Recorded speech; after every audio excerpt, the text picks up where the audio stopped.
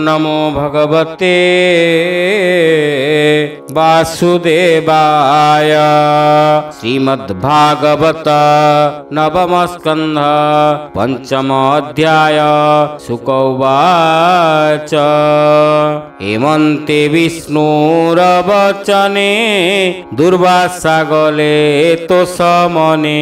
तक्षणे अम्बरीश पादे पड़िले जीवन प्रमादे। चरण तले तांकु देखी संभ्रमे आसन उपेक्षी।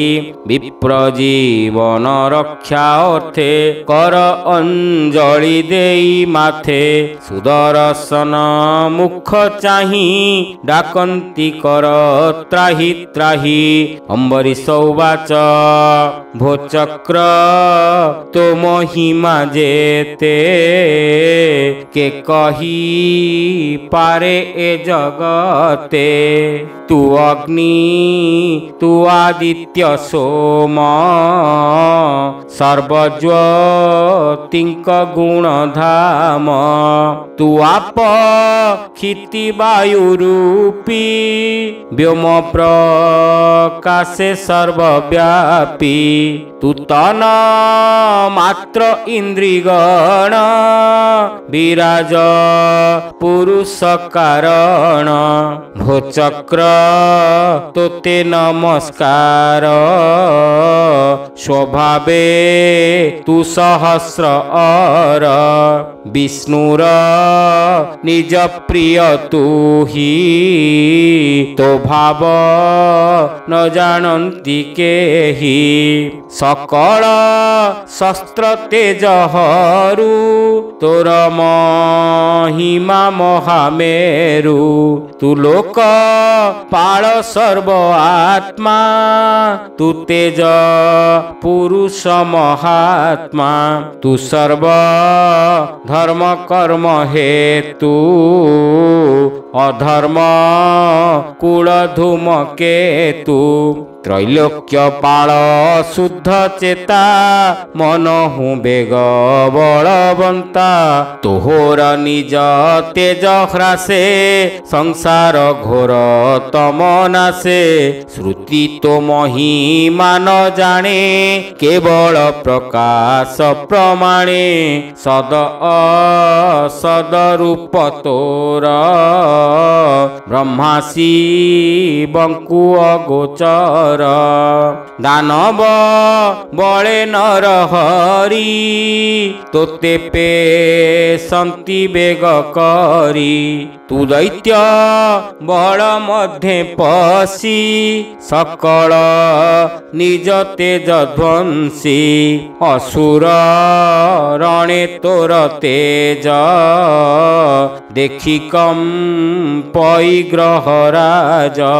एणु जगत त्राण अर्थे खल विनाशे धरी हस्ते। तू बळे बळी गदाधर तू एबे मोते त्राही कर। ए विप्रकुल देव मोर एहा जीवन रक्षा कर। मुझे वेदान यज्ञ करी स्वधर्म मार्ग को आचरी।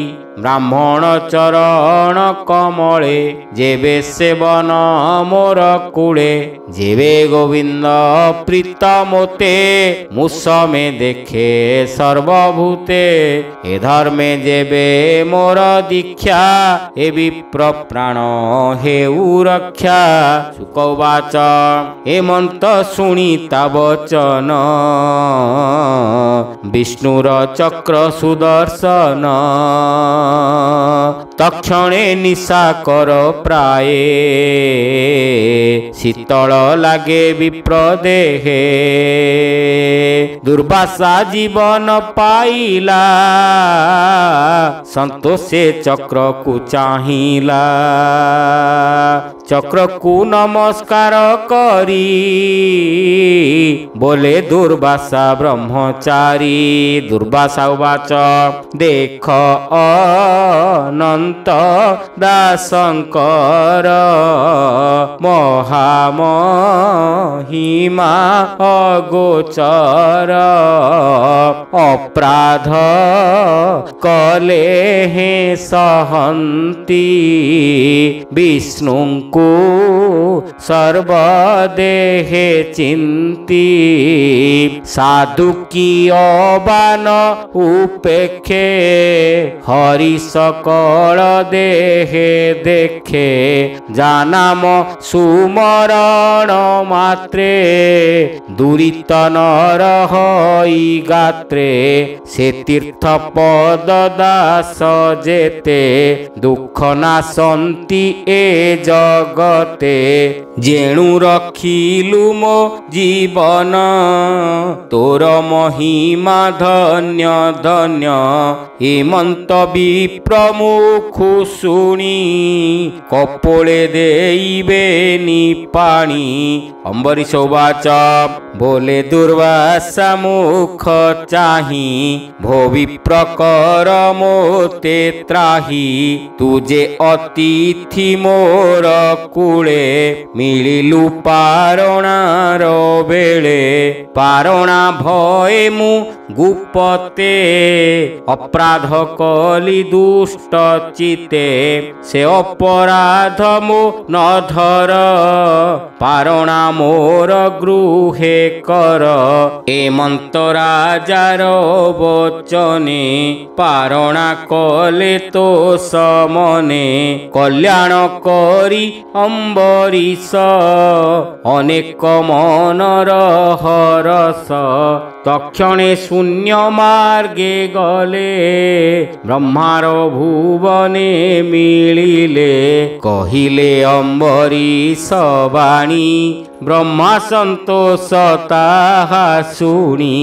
ରାଜାକୁ କଲେ ଧନ୍ୟ ଧନ୍ୟ ଏବେ ହୋ ଶୁଣସି ରାଜନ ସେ ଅମ୍ବରୀଶ ଦଣ୍ଡଧାରୀ ପୁତ୍ରକୁ ରାଜ୍ୟେ ରାଜା କରି ହରିଚରଣେ ମନ ଦେଇ ପଶିଲା ଘୋର ବନେ ଯାଇ ପ୍ରାଣ ଛାଡ଼ିଲା ତପବଳେ ପଶିଲା ବିଷ୍ଣୁର ମଣ୍ଡଳେ ସେ ଅମ୍ବରୀଶର ଆଖ୍ୟାନ ଯେ କରେ ଶ୍ରବଣ କୀର୍ତ୍ତନ ହରିଚରଣ ମନେ ଚିନ୍ତି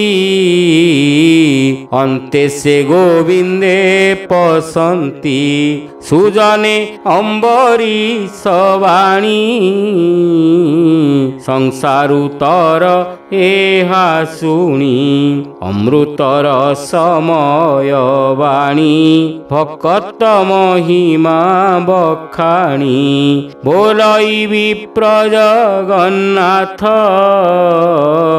ନବମ ସ୍କନ୍ଧେ ଭାଗବତ ଭାବେ ବୋଲଇ ବିପ୍ର ଜଗନ୍ନାଥ ଭାବେ ନବମ ସ୍କନ୍ଧେ ଭାଗବତ।